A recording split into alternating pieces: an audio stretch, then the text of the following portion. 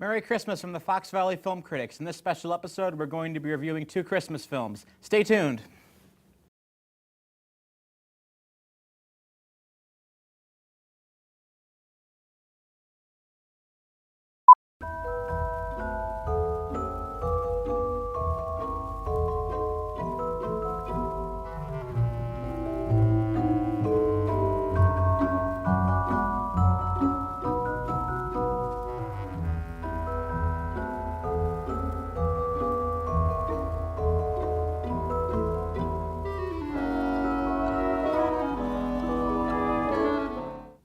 Hello and welcome to the show, brought to you by Groupthink Productions and FVTV.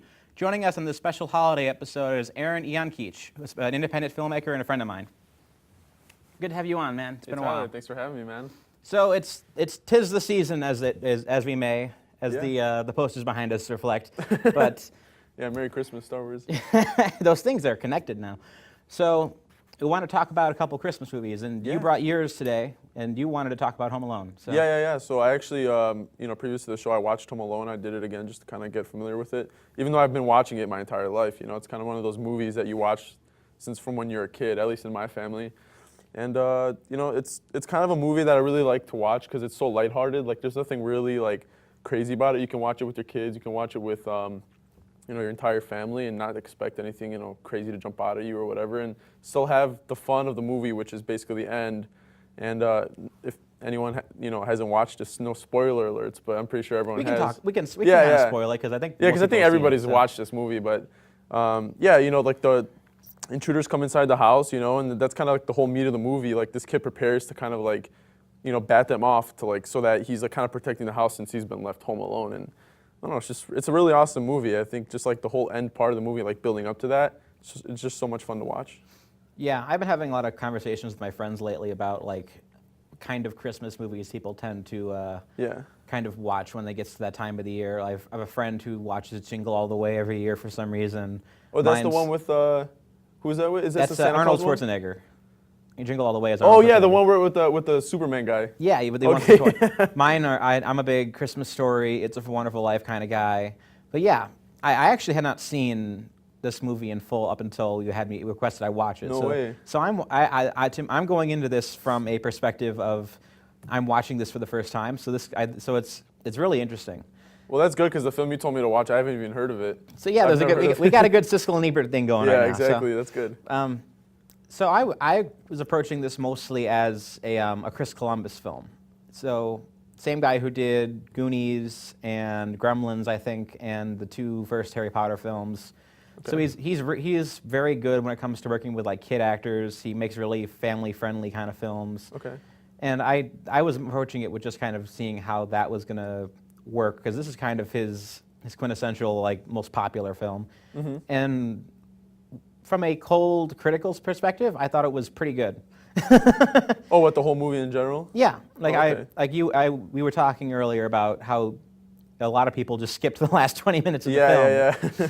And that's when it kind of hits its stride and it just turns into like goofy gadgets with Kevin McAllister. Like I have no idea why this kid in particular is so good at making death traps. But I've read good articles on the internet that all of those traps should have been lethal. But I'm sure, yeah, they got hit in the face with paint. Yes, paint multiple like potentially lethal injuries. Yeah.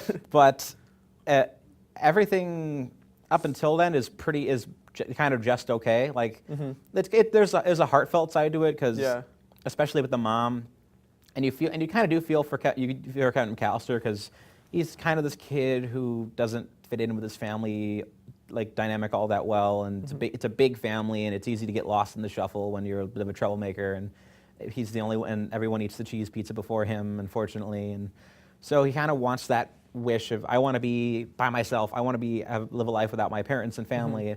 He gets his wish when they forget him and they go to the airport. Exactly, and I think that's the really interesting part in the movie, like the fact that it's all been taken away from him, and kind of the idea I had about like Christmas movies in general. I mean, I'm not that adverse in like, watching Christmas movies. I actually had a hard time picking one. That's kind of why I picked Home Alone. Like, I haven't heard of the one you've like told me, and like, sure, I've heard of Jingle All the Way, but it literally didn't cross my mind. But what I think for Christmas movies, like the interesting thing about them is that it's all the idea that like, Christmas is about family. Christmas is about, having fun, being jolly, whatever, Christmas and Christmas presents, Christmas trees, whatever. And kind of the whole way to reflect that, since we're like human beings, like the movies, they take that away from you. So that like when they're given back, you're really getting the sense of like, oh, this is what I've been missing out on all the time. It's kind of like the whole sense of, you really don't know what you have till it's been taken away. So that's kind of what I've picked up from this movie, and that's kind of like the whole idea of it is what I think. When his family does come back, like he really did miss them, and it really is better with family, and when everyone has smiles, and they came back for him too. That's the really interesting part about it. I like that a lot. Like nowadays, when people tend to talk about Christmas movies, for some reason, Die Hard keeps showing up as the best Christmas film, and I'm just like, okay, I love Die Hard as much as everyone else does. Problem is, there's nothing Christmassy about it other than the fact that it's set at Christmas, and everyone just likes to have that like ironic, like, oh, it's a Christmas movie. I'm probably making tons of enemies right now.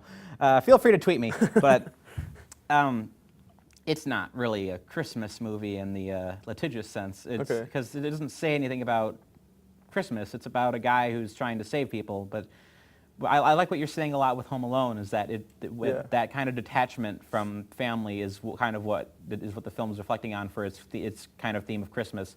If it didn't have that, it wouldn't work. And having like the airport stuff and the difficulty of travel in the holidays, I think that helps a lot too, because it kind of brings in the dynamic of how difficult moving around is when everyone else is moving around at the same time. And the family goes, I think, all the way to Paris for some reason. I forget what the... Yeah, they go to Paris, yeah. I don't remember who they were visiting, but it's just... I think they were just going on vacation. I'm not sure. That's one heck of a vacation. Yeah, that's a nice vacation. Well, they're a rich family from, NECA, so... Oh, yeah, they're from Chicago, so they're like 30 miles that way. Yeah, so. It's funny, I actually looked up their house on Google Maps because I wanted to see it, and they like blurred it out, so like you can't see it. Yeah. Of course they did. Yeah. I wonder if the location is actually there or not. Like, they might have just shot it like somewhere else, but... Oh, no, I think it's actually at that house, yeah. Really? I would assume so. I mean, yeah. I mean, like a lot of times they'll just record films somewhere else and say it's in Chicago. Oh, yeah, that's right, yeah. They might just map the Sears Tower into the background or something like that. But Yeah. like, I think that was coming in like the first generation of Chicago films, because during the 60s and the 70s, no films were shot in Chicago like at all. Yeah. Because Daley had he refused to let any big Hollywood productions inside the city limits. Oh, is that why? Yeah. Wow, it's just like the strict policy or what? That was his policy as the mayor. He didn't want Hollywood productions shooting inside city limits. Oh, that's kind of boring. So the moment that ban lifted, you just start seeing this huge bunch of Christmas movies, not just Christmas movies, but Chicago films like Blues Brothers, Dennis the Menace, stuff like that. Like a lot of big comedies started shooting out in Chicago. So. Yeah, that's really awesome. If you don't mind, I want to go back to that point we were making about like sure. the whole Christmas idea of the film. Me as a filmmaker, I was thinking about like if I were to make the film myself, and kind of get the idea across that family, Christmas is about family and joy and whatever. I was thinking, how would I actually go about making the story happen? And what's interesting is that since they did take away all the stuff, I wouldn't know another way to actually like take that idea across. The fact that like Christmas is about all this stuff, and that like family means so much, besides actually taking it away from like the main character. And obviously they did it in such a fun way where like he gets this whole time to himself to kind of like combat these people that try to break into the house. So it's like a fun idea. But coming back to that like main idea that it's all about family and stuff, I wouldn't have any other way of doing it. I think it's like a really interesting thing that they did it that way. It's kind of like plays on the human nature, like going back to what I was saying. Just watching him kind of interact by himself without having anyone around him, you mean? Exactly, yeah, because then how else would you like come up with the idea that, family is that important without actually taking them away and like getting it across your head, I will say, what's the name of the kid, like the actor? I'm forgetting his name. Kevin. Kevin? Yeah. I'm picturing the scene in the head where she's screaming Kevin. That's why I came up with that. Yeah, Kevin. I forget. He's an actor, but I don't remember his name. Oh, But, yeah, the actual actor. Yeah. Yeah, I don't remember. Yeah. I'm bad with names. Yeah, me too. But he does a really good job considering he has to hold up most of the script by himself. Like there were probably like 2 or 3 weeks where he was just shooting by himself, just alone. And like that's tough when you're in a film. Just like you look at the call sheet, you're the only person whose name is on the call sheet. But and especially as a kid, right? I mean. Oh yeah. Yeah, it's probably harder because you're not like I guess fully developed and whatever. Probably don't have as much patience and stuff. Chris Columbus is really good at working with kid actors, so he probably kind of knew what he was doing with that. Because you see that a lot with like Harry Potter and stuff, where you can bring out, because it's hard to bring out good performances from kid actors, and there are a lot of really janky acting bits from him in this film, where you can tell he's not fully up there as an actor quite yet. So there's just like, I love cheese pizza, and he just walks away. But I think that also plays into his character too. Like I like the fact that it seems like so in your face, like his acting sometimes. Like you were saying, like he's not like fully developed as an actor, but it kind of played in the sense that he was a kid, and I kind of like it. It was like cheesy sometimes almost. Oh, it was very cheesy, which is for better and worse. Yeah. But yeah. Do you have any other thoughts about the film then? You know what? Those were just my main thoughts, I'd say. Besides all the filmmaking techniques and stuff, which I wouldn't really get into, but it's a nice film. I don't know. I personally just like it, like the whole vibe of it and everything else. All right, it was a good pick, and I'm glad I got to see it for the first time, because it's one of those honestly, I can't believe you've only seen it one time, but yeah, that happens a lot with me. I guess it's me and the same with Star Wars, Yeah. That's all the time we have for this segment. Join us for the following segment where we're going to be reviewing my Christmas movie. Stay tuned.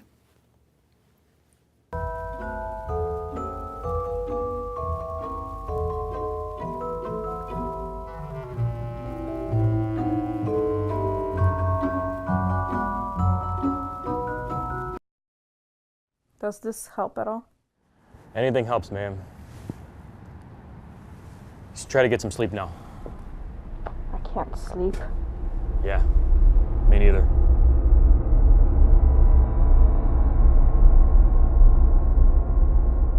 I'm on my way.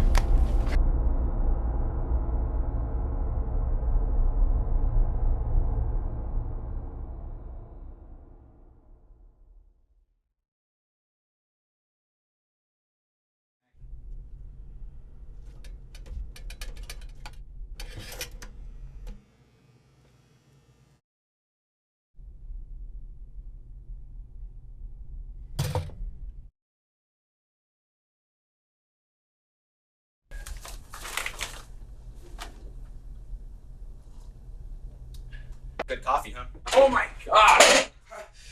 What are you doing in my apartment?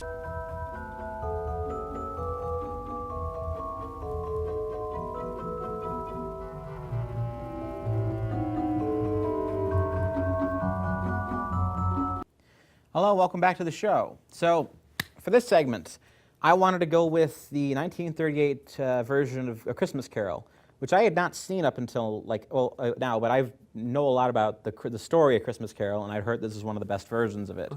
And I was very happy with what I saw. Like I think I spent a couple weeks last year actually reading the original Charles Dickens book, so I knew everything that was kind of how it was playing out and what was going on with the story.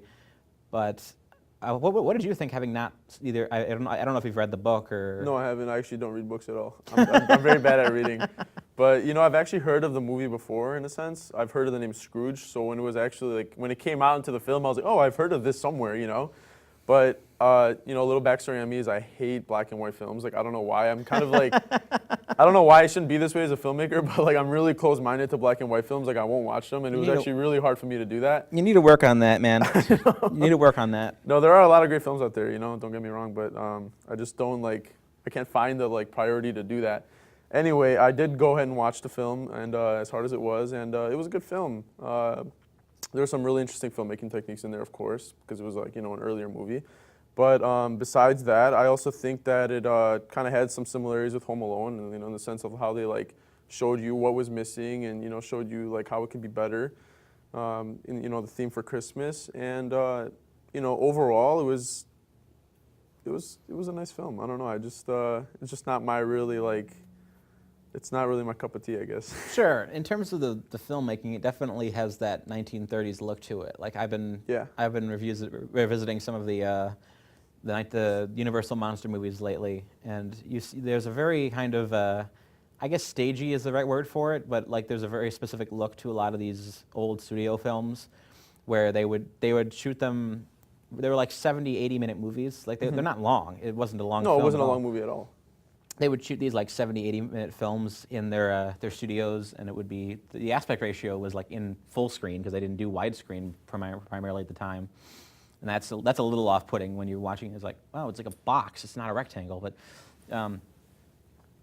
you can tell that a lot of it was filmed on an actual set because it's very, which I think it looks really good the way it is because it gives them the ability to kind of prepare their shots and to kind of shoot around with full control of the camera and plan their lighting and stuff like that. So visually, I think it looks very good. There's a lot of really good-looking shots. Like I remember just one of the first shots in the film. You see the city of London, and there's dozens of people walking down the road and the cars, and it looks very kind of.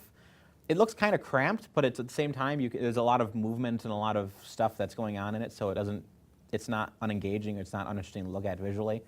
No, the look of black and white film is beautiful. I mean, don't get me wrong, black and white has like a beautiful contrast. You know, the dynamic range of the film was amazing. That actually was like eye candy to me. Like I kept looking at that and enjoying that aspect of the film. But like coming back to the whole darkness of the movie, I feel like there was like a little bit like of a whole, there's like an overwhelming darkness to the actual picture. And that kind of also played out in my head into like the acting and like the whole story. Like there was like, these ghosts and, there was like, just like all these dark spots. And I kind of didn't enjoy that in a sense because like, Christmas to me isn't like the whole darkness. It's like the whole like bright and white and you get where I'm coming from. But that kind of like threw me off a little bit. I was like, whoa. Thematically, it's a very different film from Home Alone though. Home Alone is about a kid who's learning to kind of build a better relationship with his family.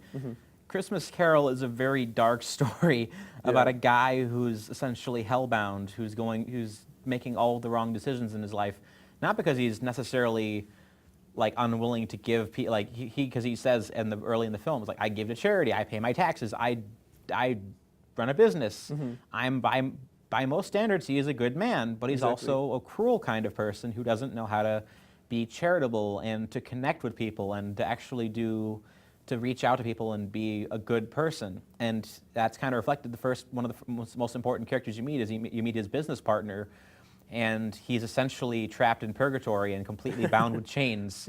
And he's like, at the time I died, you had the same number of chains as I do, and it's been years, so when you die, you're going to end up with a fate worse than mine in a spiritual sense. And so it's about, we hear the story of the three ghosts, which is probably the most like ripped off story cliche in the history of television at this point. But he's visited by the ghosts of Christmas past, the ghost of Christmas present, the ghost of Christmas future, and he's slowly kind of revived and given this kind of expression of how did you become who you are, who are you not connecting with now that you could connect with, and what are the consequences of your actions if you don't change right now. Or if you hadn't changed earlier, as he wonders, because there's one point where he's like, am I far gone? Am I too far to kind of fix this kind of divide that I just created in my life?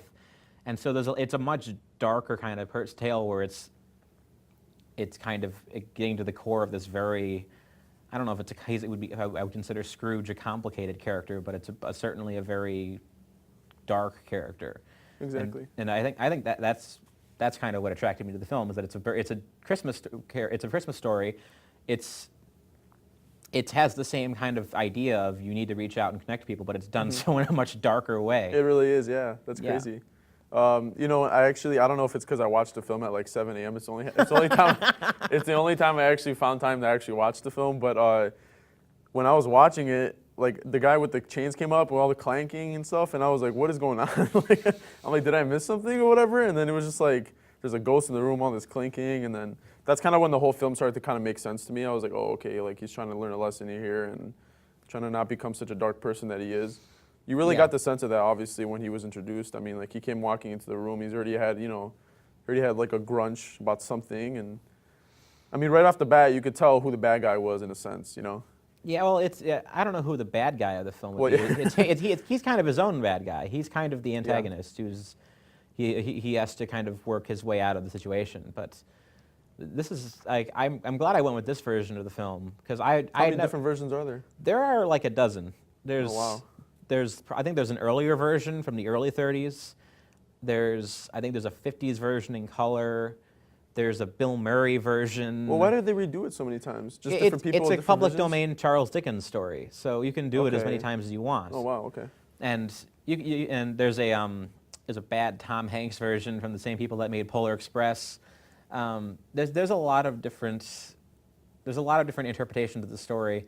Like you can kind of see that the kind of versions of this story play out differently in different films. Like you see little bits of it in It's a Wonderful Life. You see little bits of it in Groundhog's Day.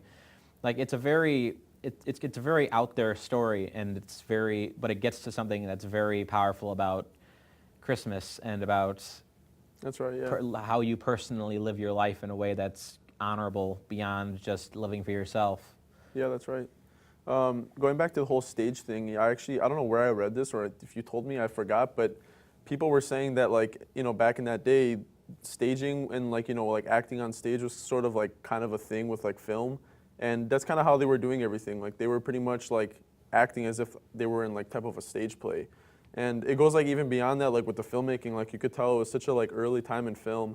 I don't know if they understood like the psychology behind it, whether or not they thought people were stupid who were watching it, but No, like they didn't. no, it was weird because like some of the shots, like the close-ups, stood there for so long, and I was like, I get it, like you trying to show me something, but it was almost like they're like nailing you with it, like, you get it, do you get it?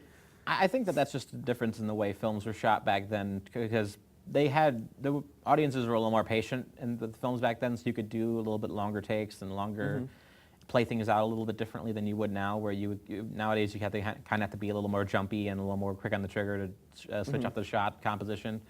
Well, it's actually interesting that you say that, because nowadays I feel like I wouldn't mind going to like a 2-3 hour movie, and I feel like you're probably in the same boat here, since you watch like Star Wars, which could be like what, 3 hours? Yeah, the new one's 3 hours long. Yeah.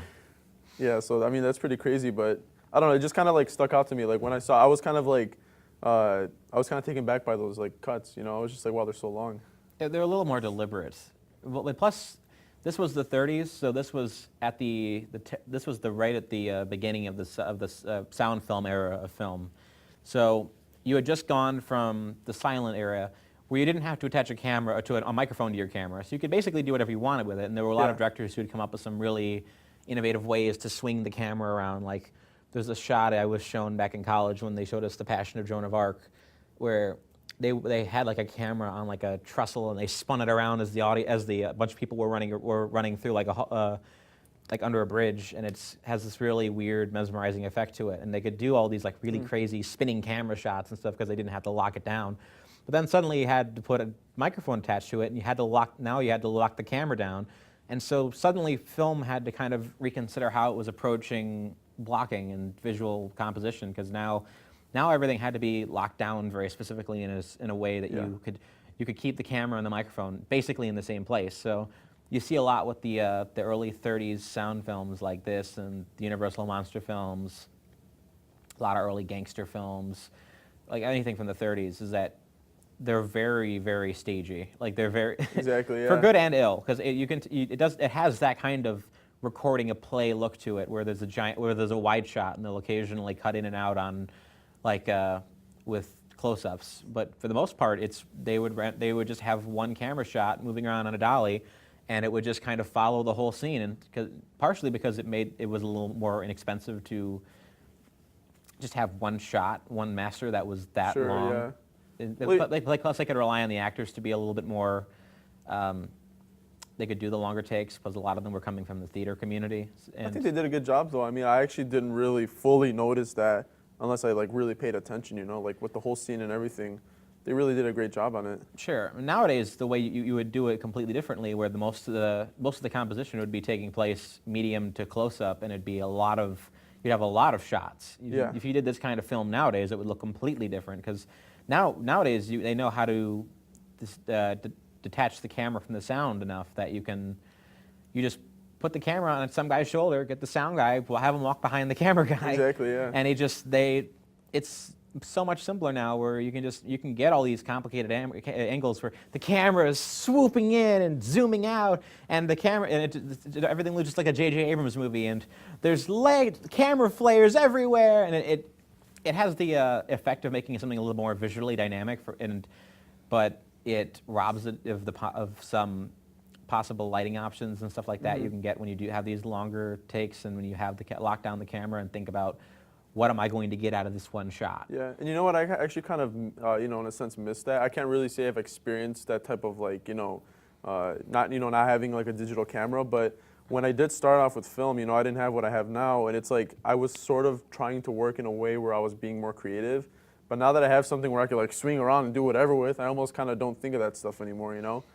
So like a filmmaker myself, like it's really interesting to see how they push the limits in the film, but not only for like me, I'm trying to also like get back to that creativity. It's a lot of give and take. So you get more versatility and you get more options, but you lose having the ability to focus on something and just kind of hone in on this one specific thing. So limitations usually make something better, especially in arts. How would you say some of the limitations in the film like made, you know, that film better? With this film specifically? Yeah. Well, as it was what I was saying, where you can lock the camera down and you can just focus on crafting these very immaculate shots. And you can kind of tell that this was like, I think it was 38. So this wasn't when they were first struggling to kind of figure out how to do the sound pictures. At this point, they had half a decade of experience working with microphones under their belts, so they weren't struggling at this point. But it does suffer because you can tell that it's very stagey. Well, I don't mind that personally because I think it looks very good, and I think it looks like a really good movie. But you can tell that they're butting up against the limitations just a little bit by the standards of the time because that's all they could do. Where now, as I said, nowadays you get Tom Hanks' full motion capture version of Christmas Carol, and it looks like the Polar Express just didn't care enough to try. So. Exactly. Yeah. What would you say is like what would you say like in between the two movies of Home Alone? I know we kind of ditched that topic of Home Alone now because we're on the next segment, but kind of comparing the two, I'm just curious what you think. What are the similarities between them since they're both like Christmas movies?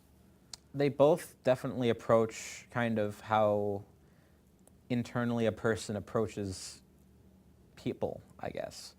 They approach different aspects of the subject matter of like what it means to reach out to people and connect to people in the holidays, but they're both doing it in a different way. So they're kind of focusing on different things, but they're similar for the most part. Yeah, that's kind of the conclusion I came to too, because I mean, I was just trying to think of it kind of on the psychological level, and I was thinking, why are these Christmas films? Because I didn't get that vibe when I started watching, the Christmas Carol. Like it was like dark, and there was ghosts, and I was like, okay, why is this a Christmas film? But great overall. So yeah, no, it was a great movie. I really enjoyed it. That's all the time we have for this episode of the Fox Valley Film Critics. I want to wish everyone a happy holidays.